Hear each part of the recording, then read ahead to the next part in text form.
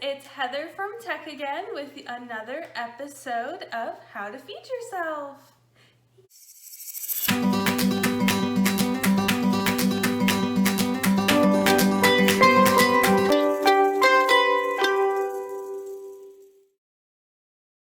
Yay! Okay, so last time we did bread, which then turned into pizza. Yum. Today we are going to do spaghetti. It's one of my favorite things. We ate this so much when I was a kid and I still can't seem to get enough of it. So it's a great, easy, versatile recipe. And then we're gonna serve it with a side salad. So first things first, I'm gonna take you over here and see. So I have my pot of water. We're gonna start the water for the noodles first. So we're gonna take this pot. We're actually gonna add a little salt. And then we are going to turn it up high. Be right back.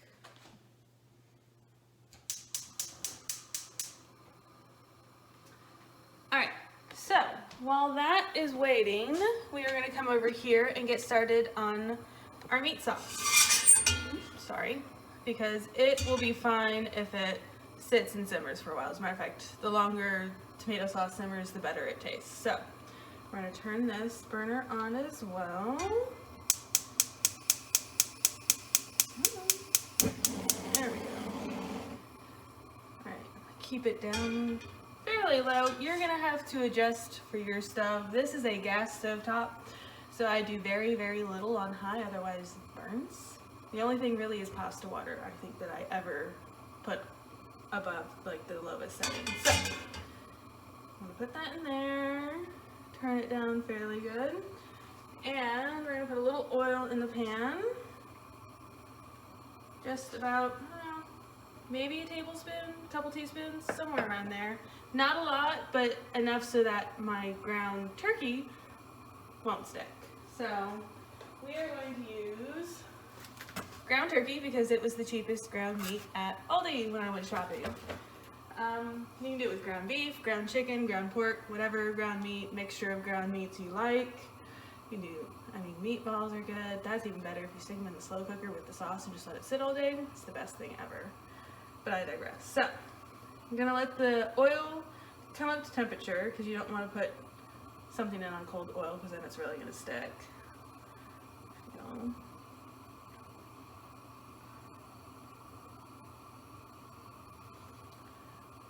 Oh, another tip, don't stick your handles out where people walk because that's a recipe for disaster because people will knock into them and knock the thing off the stove. I've done that. I've left handles like that and gotten in trouble over it, so don't do that. Okay. I also occasionally have to make sure that the flame is actually going. We're going to turn this up just a smidge. It doesn't need to be that low.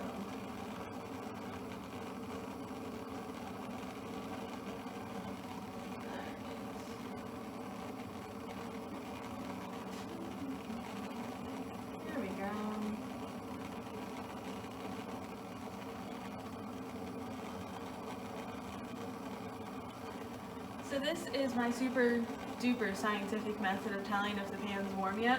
I stick my hand over it. If it feels fairly warm, then we're getting close. Because I don't want it to get too hot before I put stuff in because then it will also burn and stick. It's a fine line and it takes a little playing around to figure it out. I definitely get it wrong sometimes because sometimes I'll start this and then I'll wander off getting something else ready and I'll forget about it. And then I start smoking the oil, which is not good. Haven't set off the smoke detector in this house yet, but I'm really trying not to. Alright, that is about ready. So we're going to open this and stick it in. I hate touching raw meat, especially raw poultry. So this is my sheet of getting around it.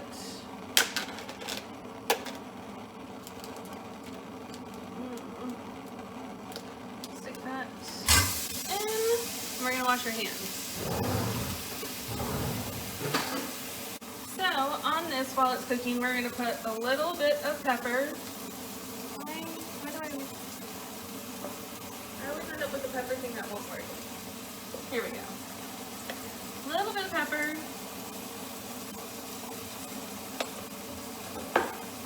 A little bit of salt. It just helps it have a little more flavor, I find. And then we're going to crumble this as it cooks, because we don't want big chunks. And it is sticking a little, so I'm going to turn it down a smidge.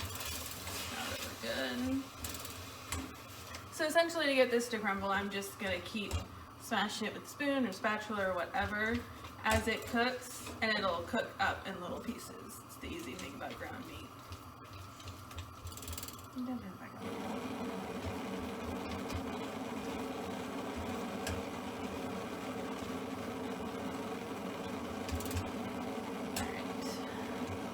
In addition to the little bit of salt and pepper I put on it, I prefer to add my like spaghetti seasoning now when it's in the process of cooking. I feel like it gives it a better flavor than waiting until it's fully cooked to add the seasoning. I know a lot of recipes do that.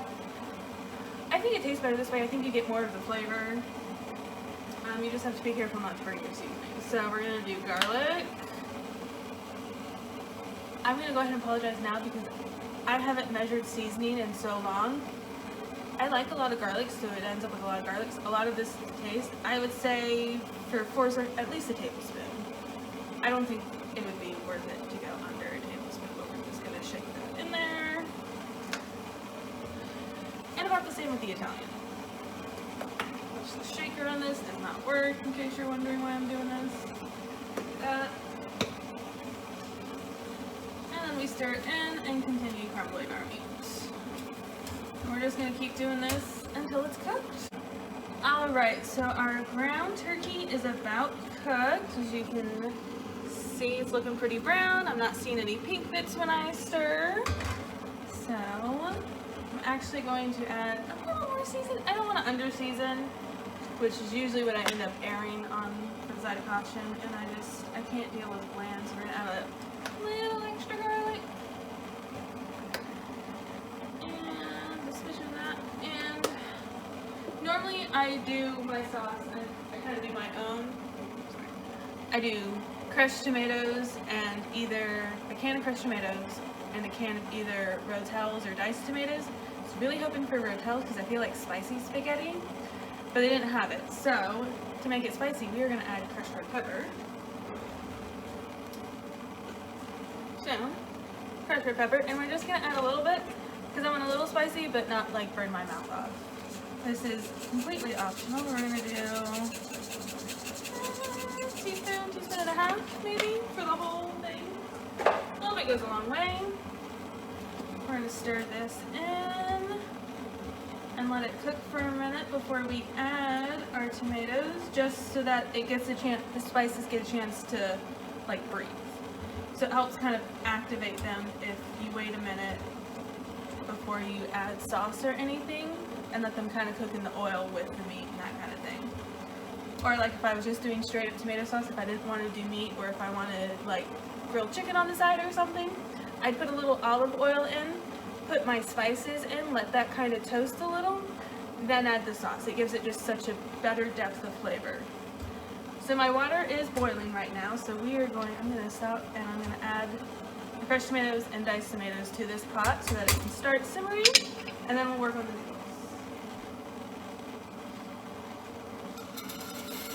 So the crushed tomatoes, I always get the one that has seasoning if they have it, or just regular crushed tomatoes.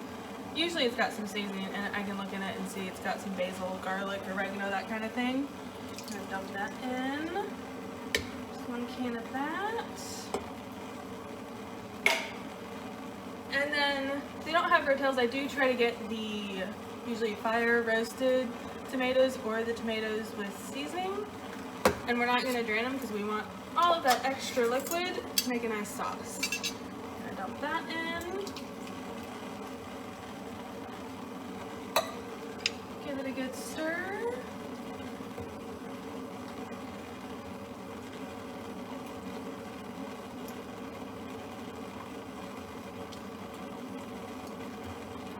Alright, that's looking fairly well mixed. And then we're just going to leave it and let it come up to temperature, and then we're going to probably turn it down so it simmers. So I'm going to bring it closer so you can look. So you can see it's looking pretty good, pretty saucy. And it's just going to sit while we do the rest of our meal.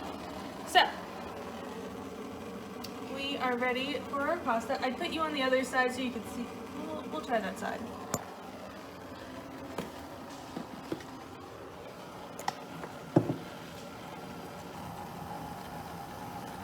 That's better. Okay, so I did measure out 4 servings of pasta. I know you can put it in whole, but then you've got really long noodles to try and eat, so we always, in my family, break them and then put them in. And that is my dog wondering where her noodle is, so I better give her one really quick or she's gonna harass me for the rest of this video. Do you want to hold one? Yeah, good girl. You don't get this on Food Network, mostly because they have to keep their kitchens cleaner than me. Alright, so pasta is in the water. We're not going to turn it down just yet because it's got to come back up to temperature. We're going to take our, I call it a noodler. I think it's a pasta, I don't remember what it's called. I call it a noodler and it's stuck for now. So we're just going to stir it a little to help keep them from sticking. Probably gonna put a little more water in this pot, but it'll be alright. We're going to let it come back up to temperature. We're going to set the timer for 9 minutes.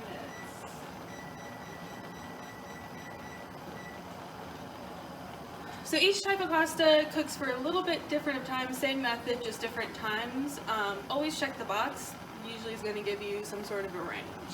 This one says is regular spaghetti noodles, so it's 8 to 9 minutes. You can also use angel hair. I find angel hair frustrating to try and eat, so I don't ever use it. And now that you can see it's coming back to a boil, I'm going to turn it down just a little bit because I don't want it to cook it too fast.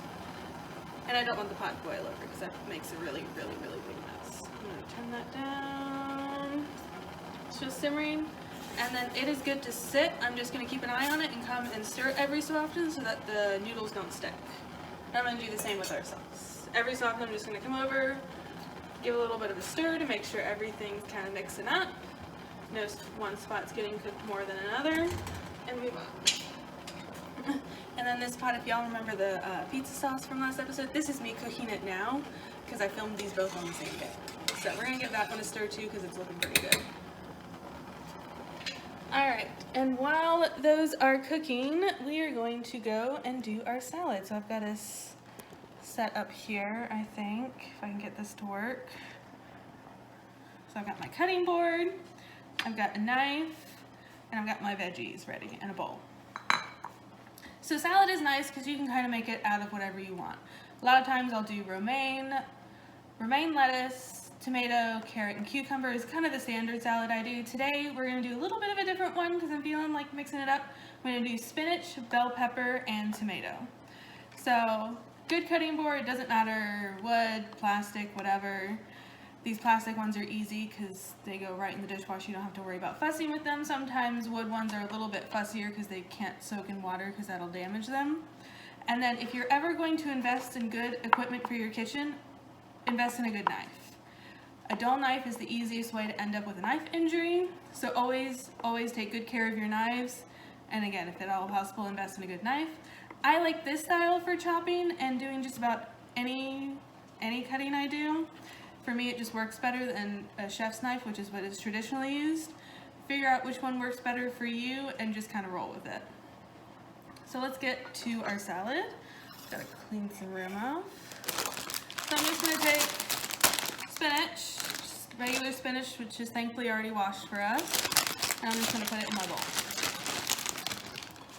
Put a good few, and I'm just kind of looking through as I do it and making sure there's no boo-boos. Because this has been sitting in my fridge for a little bit, and occasionally it gets a little wilty in places, so I'm just checking on that.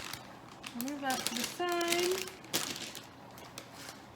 I'm actually gonna tear it up a little so that I got some smaller pieces. Because I didn't buy baby spinach, I bought regular spinach, so it's usually bigger leaves.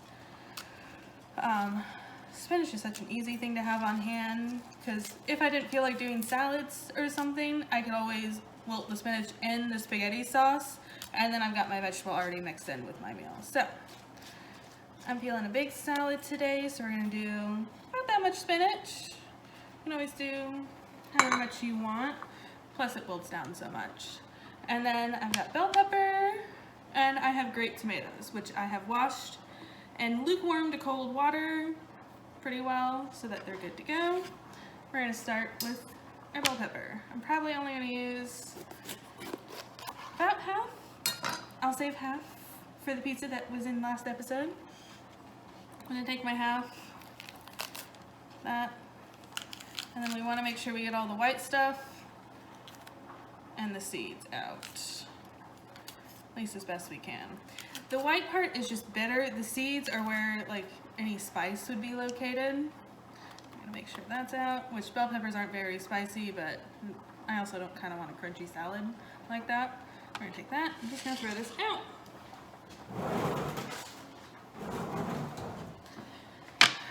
And then there's a few different ways you can do bell pepper. We could slice it, which I'll probably do for the pizza, or dice it, or just do chunks. I think I'm gonna do a fairly small dice so that it mixes in pretty well. I like raw bell pepper in my salad because it's got a little bit of a spicy taste. It's also really got like the nice kind of crunch on it. And then I'm never very exact when I do this. I just kind of do about 1-inch chunks. You can see that. I'm gonna go stir our pasta real quick and our sauce while I'm thinking about it.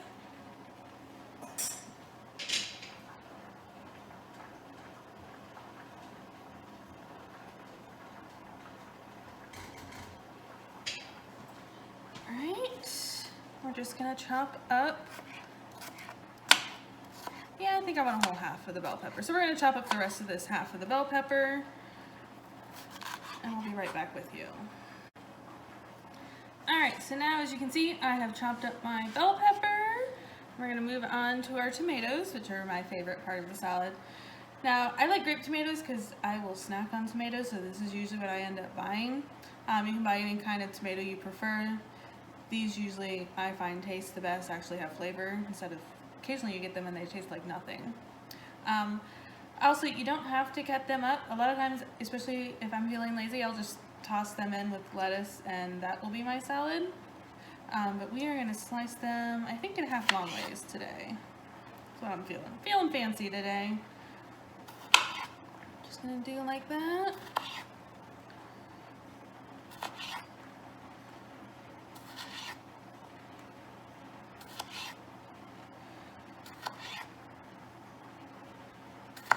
And ta-da!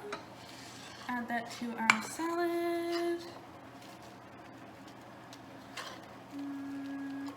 Use almost all of the bell pepper. I think I'm going to reserve a little bit. All of the tomato though.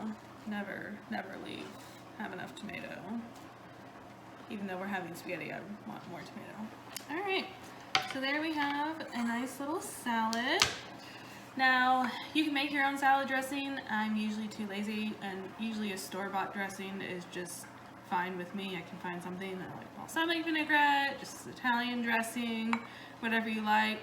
You can also put like a little Parmesan cheese on it, or maybe a little feta or something if you've got it on hand, or oftentimes I'll do like shredded cheddar. But it's really nice because it's really easy, and that is our salad good to go. Oh, and our timer's about to go off for our noodles, which is great. So I'm actually going to move you over here. You can see I already have my strainer set up in my sink. Let me go ahead and turn off the timer because I hate that beeping noise.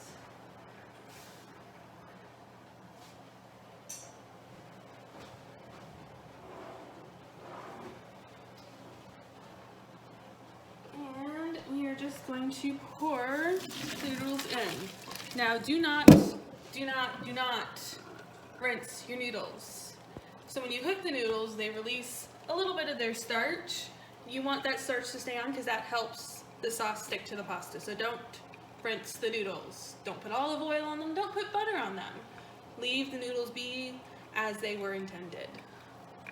I'm just going to make sure that gets drained. Now if I was serving this up for like dinner, I'd probably pour that back into the pot, but we're actually just going to pull straight from there today. Let me go turn the sauce Alright, I'm gonna move you back over this way and get set up with a plate. Give me just a minute. Alright, so we are good to plate up. Again, I'm just gonna pull straight from here. It's about 4 servings. That's a lot of pasta. A serving of pasta is more than I thought it was. So I'm just gonna put a decent amount on a plate. I do enjoy pasta very much. So, got my pasta. I'm gonna go get some sauce.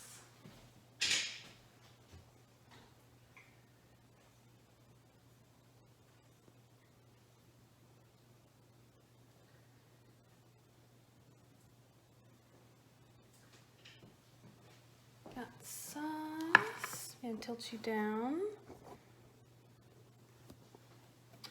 There is that. I like mine very saucy. I have a brother who prefers a higher noodle ratio to sauce ratio. I prefer more sauce than noodle. And then we're just going to top it with a little Parmesan. I have the shreds because I like to freeze it and use it for all sorts of things, but the grated also is delicious. All cheese is delicious. And then, ta-da! Dinner is served.